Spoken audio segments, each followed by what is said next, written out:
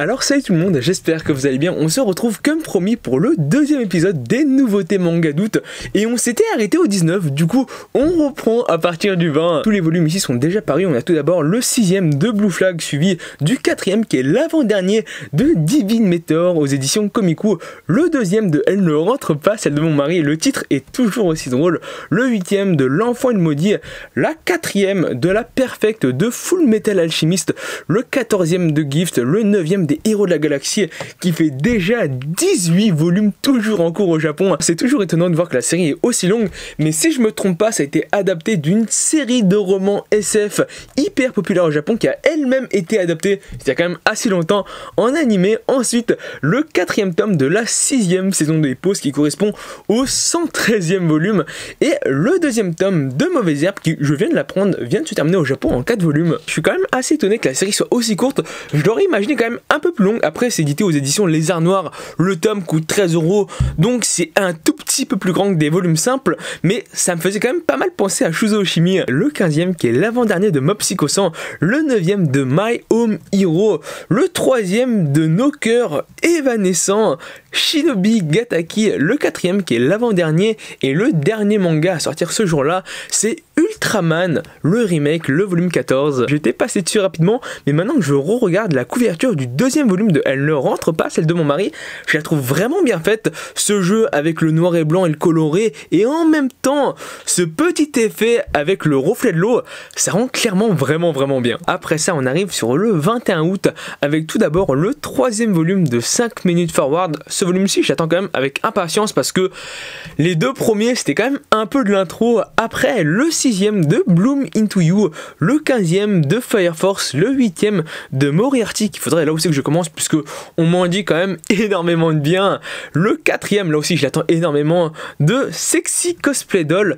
Et le dernier manga à sortir ce jour-là, et il y a quasiment que des éditions Kana, c'est le 19ème qui est l'avant-dernier de Sky High Survival. Ensuite le 24 avec un seul titre qui sort, ce n'est autre que Kingdom, le 47, 48, 49, 50 avec la box numéro 5. Et c'est quand même assez étrange parce que sur le site de Manga News ils annoncent aussi le 3 et le 4 de Konosuba et le 4 de Sora no Toshimono, mais ces deux titres sont annoncés sur le site de Meian pour début septembre. On arrive sur le 26 et on a là la première nouvelle licence qui a été annoncée ce mois-ci par les éditions Delcourt Tonkam dans la collection Moonlight.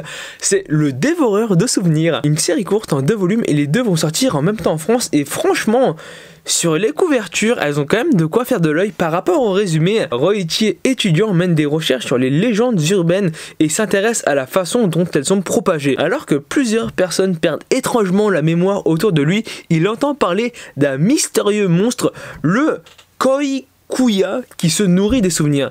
Mais ce Koikuya existe-t-il vraiment et pourquoi cherche-t-il à effacer la mémoire de ceux qui viennent le voir? On a le droit de voir un petit extrait et franchement sur le style graphique, je dis pourquoi pas. Le 2ème de Harry Fureta, de Zero à Hero. Le 2ème là aussi de Cube Art.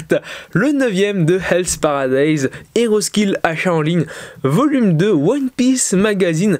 Volume 6, et ça ils sont vendus à 19,99 €, c'est quand même assez cher, il y a 9 volumes au Japon. Le 2ème tome de, là aussi dans la collection Moonlight de Delcourt Tonkam, Le prix du reste de ma vie, et ça j'attends quand même pas mal avec impatience.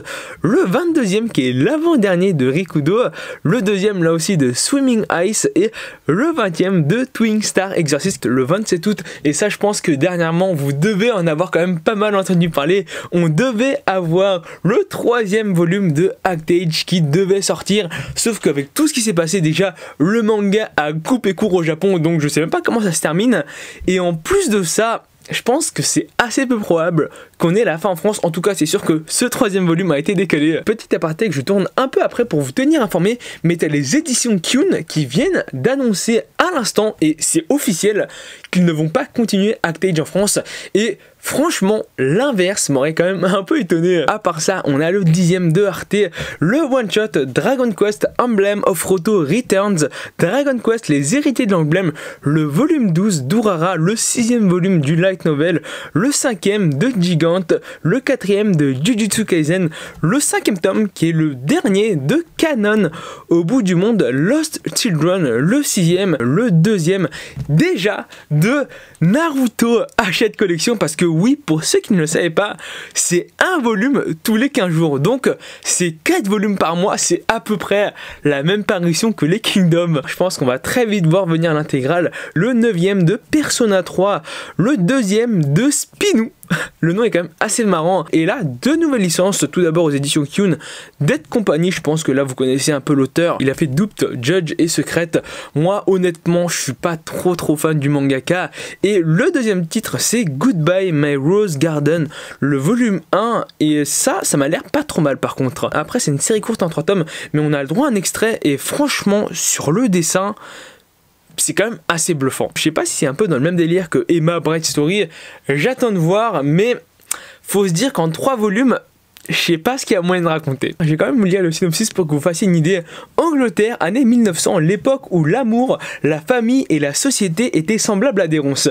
Hanako, une jeune japonaise, décide de traverser l'océan à la recherche de Victor Franks, un écrivain qu'elle admire, dans le but de lui faire lire son roman. Malheureusement, la maison d'édition avec laquelle l'écrivain collabore refuse de lui donner la moindre information. Au bord du désespoir, sans nulle part où aller, elle va trouver du réconfort auprès d'Alice, une noble qui la recueille et qui fait d'elle sa nouvelle femme de chambre. Mais si la demoiselle est aussi généreuse, c'est peut-être qu'elle a une idée derrière la tête. Ensuite, on arrive sur le dernier jour du mois où il sort des mangas, c'est le 28 et il y a un paquet de séries. Tout d'abord, le 16e de Bungo Stray Dog qui est toujours en cours en 19 tomes au Japon, le 29e de Black Butler, le Cobra Blue Rose de Isan Manga, donc celui-ci c'est le 8e volume de la collection, Gate au-delà de la porte le 15, My Ball le 9, Merry Nightmare le 21, Monster Musume le 12e, Old Boy la nouvelle édition, le 3e et avant-dernier volume,